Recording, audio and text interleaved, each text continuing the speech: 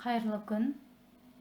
Сіздермен адам ағзасына пайдалы, қою, дәмді, асқабақ пен өріктен жасалған сок жасап үйренеміз. Алдымен асқабақтың сыртын жуып, аршып, мынадай түрде турап аламыз. Өріктерді жуып, сүйегінен тазартып аламыз. Ыдысқа асқабақты саламыз.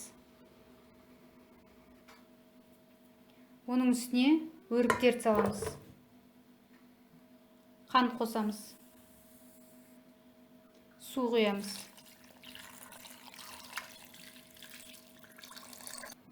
Енді пешке қойып, асқабақ езіліп піскенше қайнатамыз. Енді ішіндегі асқабақ пен өрікті блендермен еземіз. Блендермен ездім ішіндегі өрік пен асқабақты. Сонда міне мынадай болды.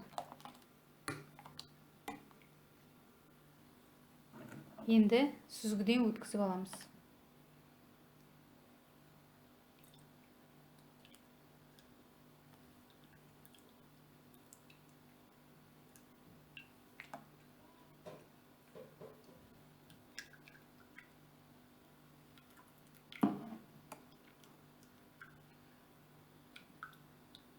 Міне сок дайын. Дәмді, қою, әрі пайдалы. Салқындатып ішіңіз. Егер сіздерге осы видео ұнаса, лайк басып, менің каналыма жазылуды ұмытпаңыздар. Рахмет, сау болыңыздар.